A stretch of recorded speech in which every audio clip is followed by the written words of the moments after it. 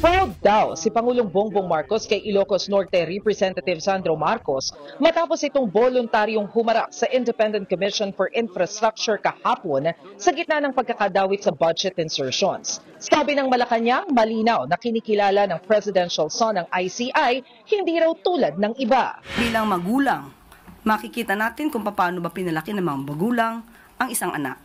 Disente, hindi takot, matapang na humarap sa investigasyon, hindi nagtago, nagboluntaryo pa, kinilala ang ICI, hindi tulad ng iba. Giit pa ng palasyo, kung walang tinatago, hindi dapat magtago. Yan ay matapos isnabi ni Davao City Representative Pulong Duterte ang imbitasyon ng ICI. May kasabihan tayo, buntot niya, hila niya.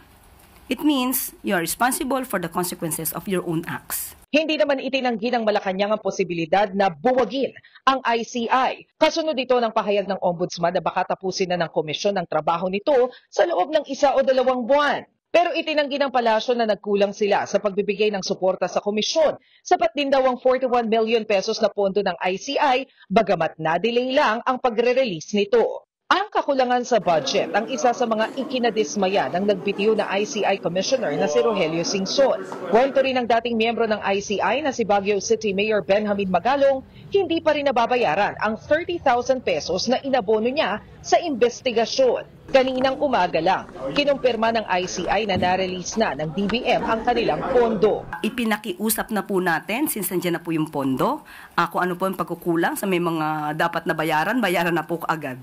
At hindi po naman nagkulang ang Pangulo dahil lahat po ng kailangan ng ICI. Para sa ICI, tuloy lang ang kanilang trabaho hanggang sa maisipan ng opisina ng Pangulo na buwagin na sila. Sa programang One Balita Pilipinas, pinasinungalingan din ni ICI Special Advisor Rodolfo Azurin Jr. ang issue na siya ang susunod na magre-resign. General, sa panayam po ng sa totoo lang sa 1PH kay former ICI Special Advisor at Baguio City Mayor Benjamin Magalong ay may naririnig siyang susunod daw po ng magre-resign. May mga sources din po kami, General Azurin, na nagsasabing kayo mismo ay maaaring susunod ng magre-resign. Wala akong katotohanan po yon, specifically po doon sa mga ina-allege po nung nag-report na hindi ho maganda ang relasyon namin ng aming chairman na si Chairman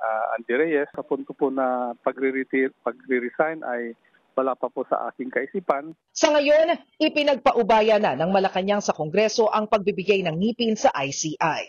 Nagbabalita mula sa Frontline, Maricel Halili, News 5. Mga kapatid, Julius Babaw po. Para sa komprehensibo at makabuluhang balitaan at talakayan, mag-follow at mag-subscribe na sa social media pages ng News 5.